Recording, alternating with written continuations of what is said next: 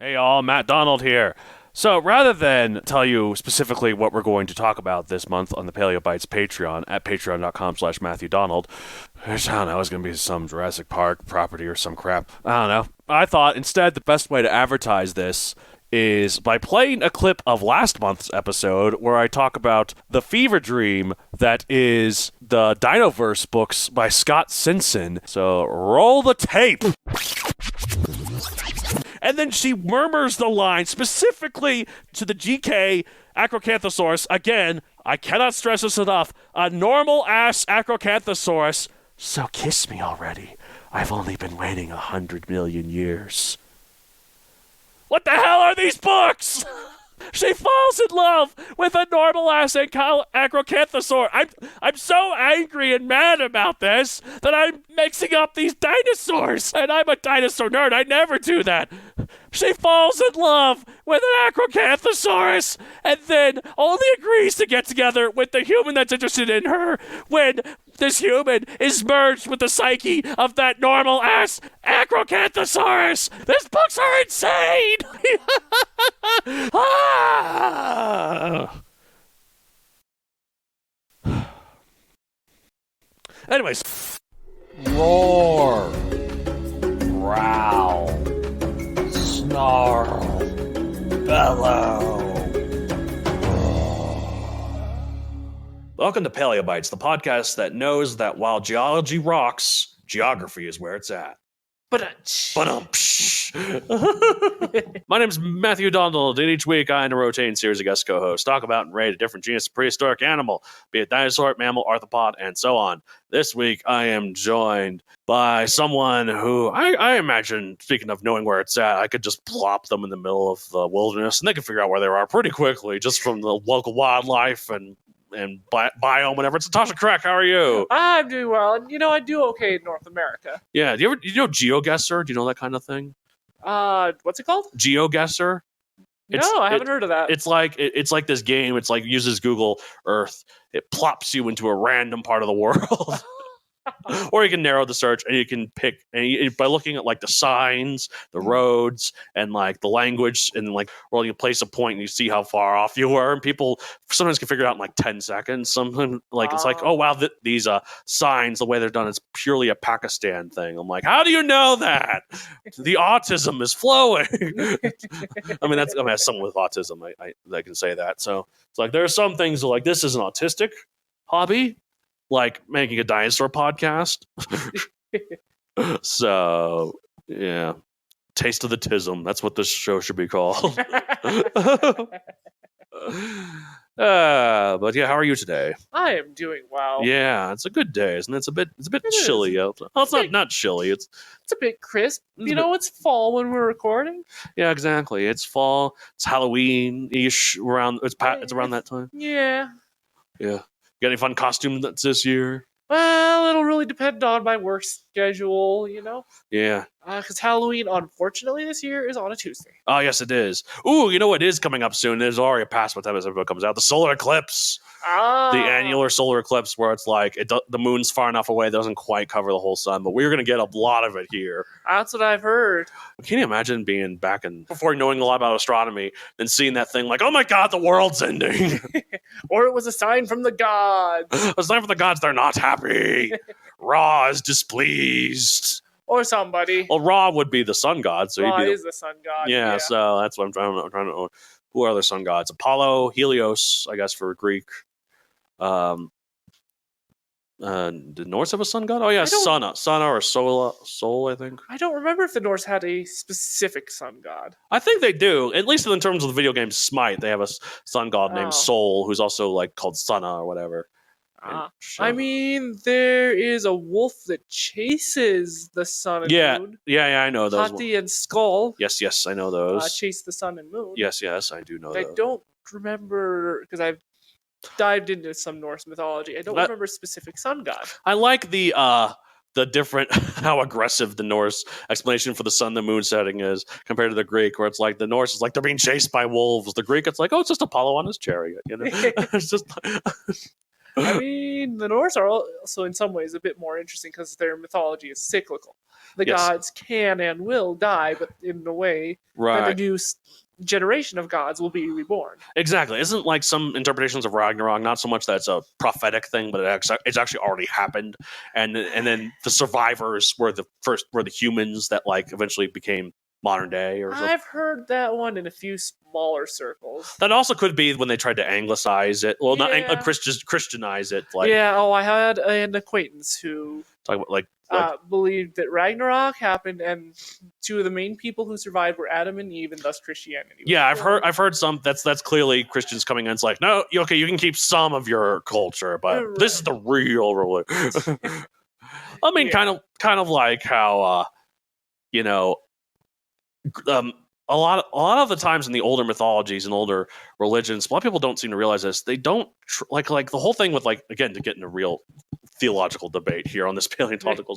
The commandment is you shall have no other god before me in the Ten Commandments. That implies there are other gods. It does. So and there's some interesting. And once I got out of Christianity, that's what brought that up. It's like, Oh yeah. oh, Well, and it's an interesting sort of thing. It's like the 10 plagues were God meant to be saying, I am better than your gods. Not necessarily your gods don't exist, but because like that's why the darkness plague was like second to last, because that means, oh, I'm better than Ra.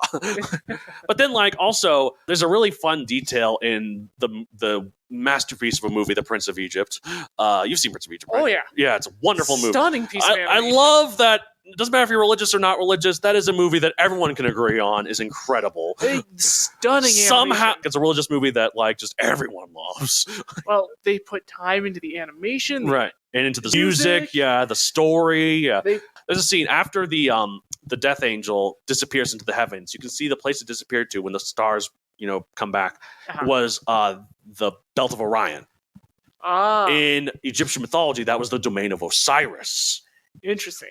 So, which obviously was the patron of the dead. Yeah. So was that God being like, my death angel usurps Osiris, or here's a fun interpretation: the death angel is Osiris, and so God's like commanding Osiris to take the lives of the firstborn.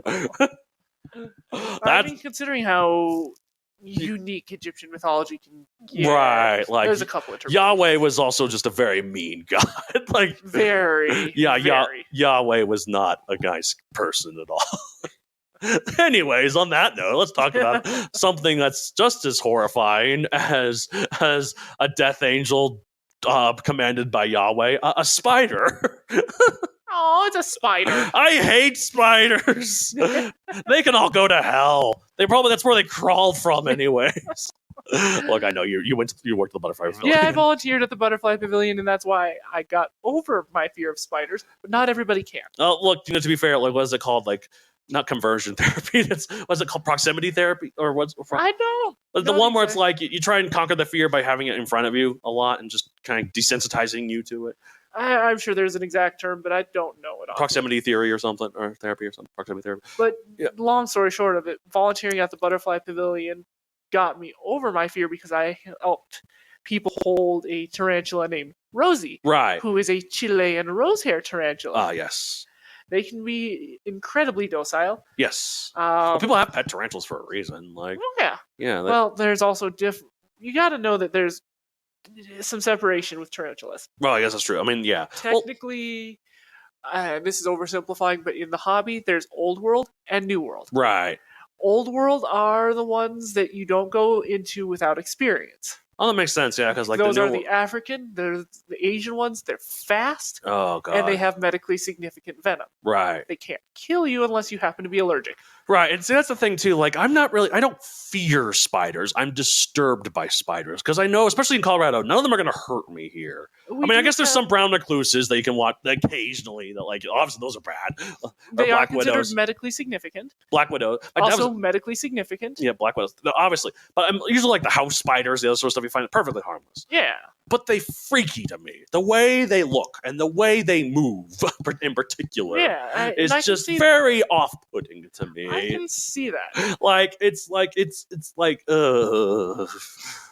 And I try to ignore, because I remember reading this very fun fact that did not make me not sleep at night at all, that like the average house has about 100 different species of bug living inside it. And bug is a lot of term including insects, arachnids, and like, A lot of invertebrates. yeah, so there's a lot of spiders. There's probably a lot of spiders in this very room that we're in right now. I just like to pretend to not know that they exist, that they're there. Probably. You know? I mean, obviously they're not probably crawling on the walls. They're probably inside like the foundations of the house, or, or in the plant somewhere over there. Like, I mean, they're probably helping protect the plant. yeah, I know they're great for now. I get it.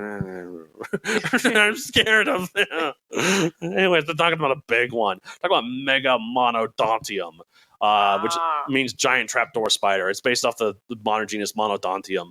Trapdoor spiders are a type. This is what this is called a barrichelid, a group of spiders more common known as the trapdoor spiders. To which I say, nope. I'm told that they're not a lot of fun to keep as pets anyway. Oh, really? People tried to keep trapdoor spiders as pets? Can and do. I feel like they would just hide in their traps. They do. Yeah. How boring is that?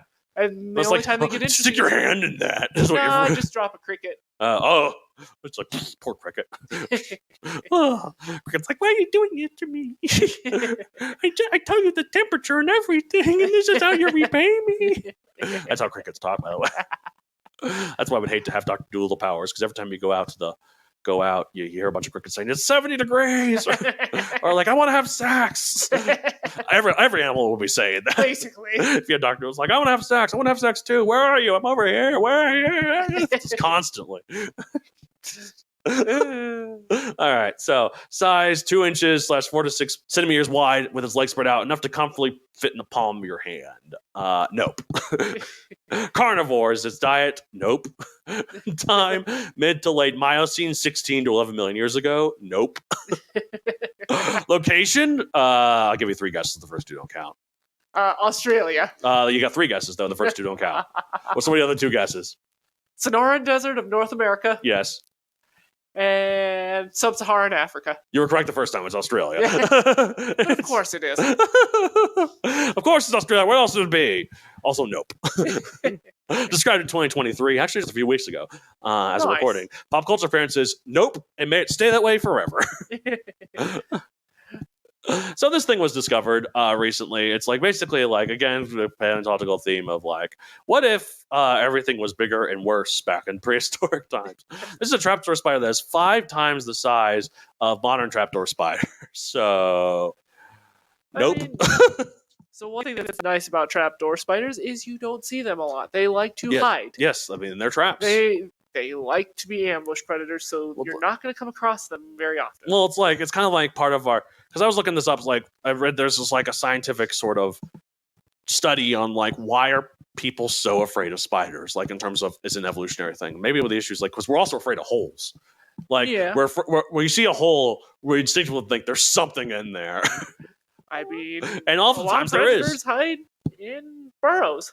Yeah, exactly. That's why, like, the worst kind of Indiana Jones style trap is one where you have to stick your hand in there, try and get a lever, or if you don't do it right, it severs your hand or something. Something where you have to stick your hand in something. It's just like, nope, I'd rather not. And my one question to them is, why don't you ever put a hook on a stick?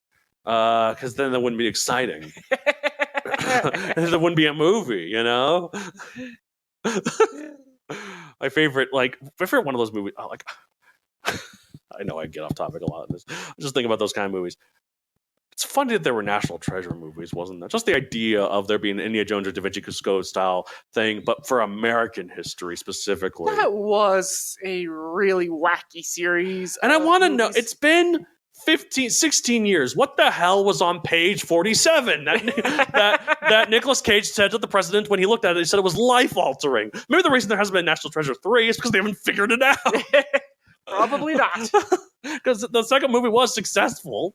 I want to know what was on page 47. I don't remember the second one too much. The second one's where he kidnaps the president. I thought that was the first one. First one's where he steals the Declaration of Independence. Oh. Someone brought up the point that the movies would not be the way they were if it wasn't for white privilege. Can you imagine a black man kidnapping the president, or I mean, then there's this thing called plot armor. yeah, it's like over. because he's a white Nicolas Cage, he gets away with it at the end. It's Nicolas Cage, though.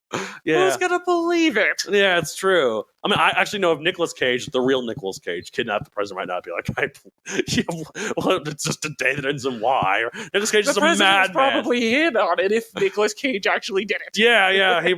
They staged the whole thing. Yeah, they probably did the movie because he had to come up with the idea before.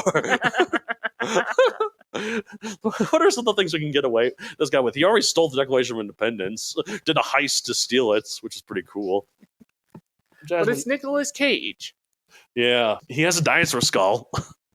Okay. Which normally I don't like. I don't like private ownership of fossils that we can study, but apparently it's like a very, very common type. Well, but even then, like it could still have something different with it. But it's like, I think it's a Triceratops skull. We have hundreds of those. So I guess keep it. But at the same time, I'm not really a fan of privatized owning of fossils because they're for the scientists to study. Anyway, so Platyceratops, that was a much more pleasant invertebrate. We're talking about Megamonodontium. So this creature's new enough that we don't really know too much about it. And there was a big trapdoor spider from Australia. Miocene, it probably would have preyed on like some lizards and all that sort of stuff, but none of the creatures that live back. Australia had some fascinating creatures. I mean, always does. Always does. This is around. I think this is a little bit before Diprotodon, which was the biggest marsupial known, the wombat the size of a rhino. Is this around where Procioplya, that one short-faced kangaroo that's like carnivorous? There was one of those. Which it was helpfully in the fourth Ice Age movie because those movies are really good at having crazy prehistoric creatures that are actually real. That one, she was in the pirate crew and she held weapons in her pouch.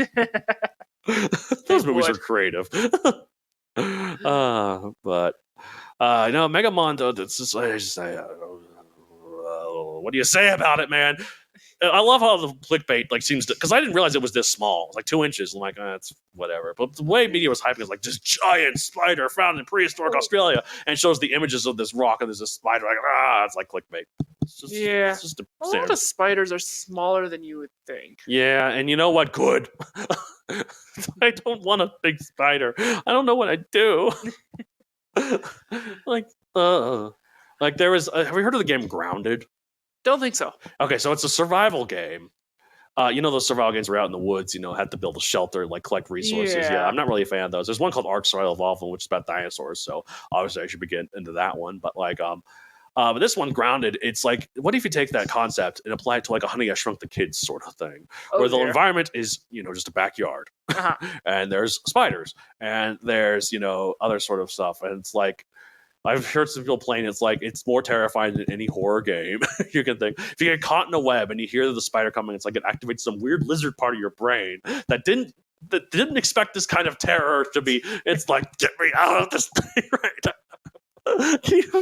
There's wasps and there's oh man, it sounds like hell. I have more problems with wasps than spiders. Oh yeah. Oh my god. One time I was in the line at a fast food place and I couldn't get the food because a bee kept I think it was a bee. It might have been a wasp. Let's say it was a bee. Probably it was probably just buzzing around, and I kept trying to shoo it away. And again, this is more I'm terrified of bees. I know they're good for obviously, and bees are much nicer than wasps. Yes, much nicer. But I just wanted this bee to get away from me, and I kept trying to shoo it away. Finally it did, and I got my food. But I was just like, why? You did that on purpose, bee. So let's see if I can get a picture here for you of Megamonodontium.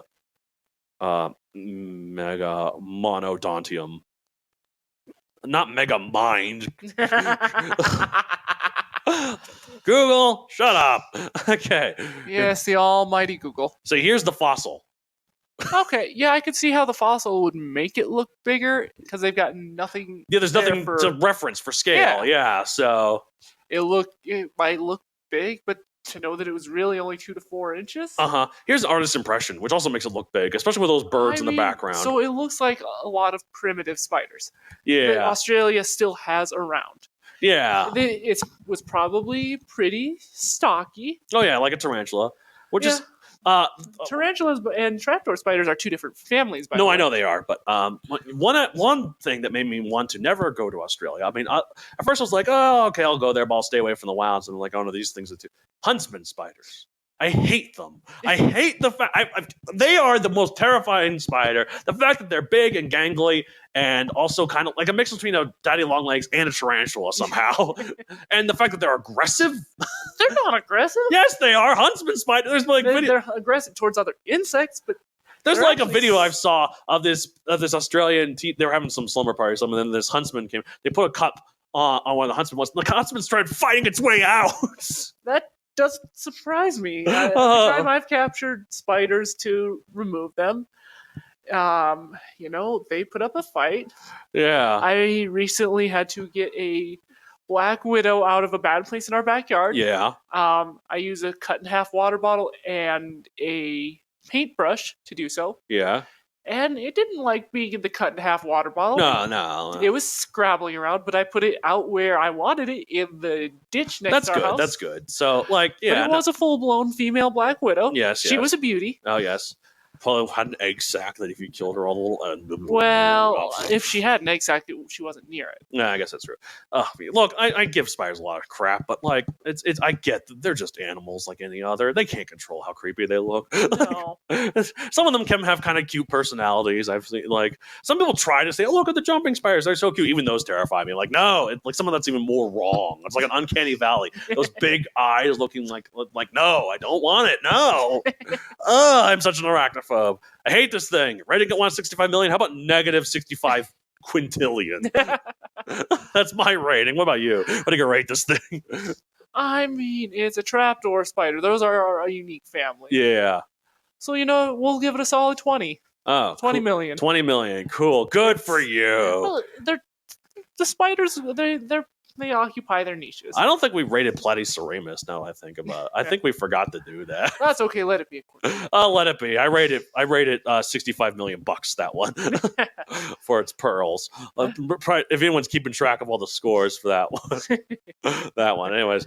But that's it for this week. If you want to get hold of the show, you can contact me at paleobitespodcast@gmail.com, paleobitespod on Twitter, and paleobites podcast on Instagram. Where can they find you? You can find me on Instagram right now at NK Arts and Crafts. Cool. I have mixed levels of activity depending on how busy work is that week. But you always show some cool stuff. So, yeah.